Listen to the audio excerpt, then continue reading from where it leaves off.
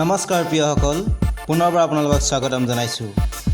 Number 1, আমি যে উশাহত অক্সিজেন লওঁ আৰু নিশাহত কাৰ্বন ডাই অক্সাইড এৰি দিওঁ, আপুনি জানেনে এজন মানুহে এদিনত সম্পূৰ্ণ 24 ঘণ্টাত 3টা অক্সিজেন চিলিণ্ডাৰত যিমান অক্সিজেন থাকে সিমান অক্সিজেন আমি লওঁ।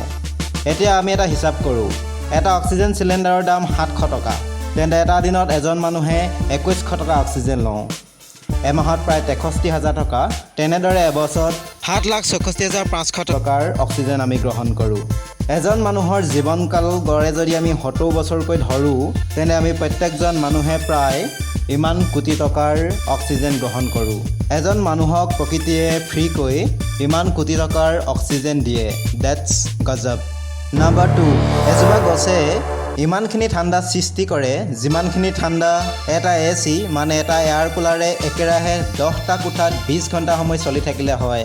আমাৰ যিটো এলেকাত গছ গছনিয়ে আগুৰি থাকে সেই এলেকাটো অন্য ঠাইতকৈ প্ৰায় তুলনামূলকভাৱে 9 ডিগ্ৰী ঠাণ্ডা বেছি পোৱা যায়।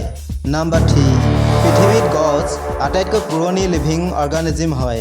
আপুনি জানি আচৰিত হ'ব যে পৃথিৱীত বাস কৰা মেক্সিমাম জীৱ জন্তু বা প্ৰাণীবোৰ বুঢ়া হৈ মৰে, জীয়াই থকা বয়স শেষ হৈ মৰে, কিন্তু গছবোৰ কেতিয়াও বুঢ়া হৈ বা নিজৰ সম্পূৰ্ণ জীৱনকাল শেষ কৰি মৰিবই নাপায়। আধা বয়সতে কাটি দিয়া হয়, নতুবা কিছুমান গছ ৰোগত আক্ৰান্ত হৈ মৃত্যু হয়। নাম্বাৰ 4, বিশ্বত প্ৰায় 20 লাখ প্ৰজাতিৰ গছ আছে। এখন গাড়ী যদি 41,600 কিলোমিটাৰ চলে, তাৰ পৰা বায়ুমণ্ডলত যিমান পৰিমাণৰ দূষিত কাৰ্বন ডাই অক্সাইড মিহলি হৈ যায় প্ৰায় সিমান পৰিমাণৰ দূষিত কাৰ্বন ডাই অক্সাইড এজোপা গছে শোষণ বা গছে ৰিফাইন কৰোঁতে প্ৰায় সময় লাগে এবছৰ। এটা তথ্য অনুসৰি এজোপা গছৰ বয়স যদি এভাৰেজ 150 বছৰ ধৰোঁ, তেন্তে এজোপা গছে তাৰ জীৱনকালত প্ৰায় 1000 কিলোগ্ৰাম দূষিত কাৰ্বন ডাই অক্সাইড গ্ৰহণ কৰি লয়। That's amazing. নাম্বাৰ 5, এটা তথ্য মতে আমাৰ এবিঘা মাটিত যিমান গছ গছনি ধৰিব সিমান গছ পৃথিৱীখনত প্ৰতি ছেকেণ্ডত কটা হয়।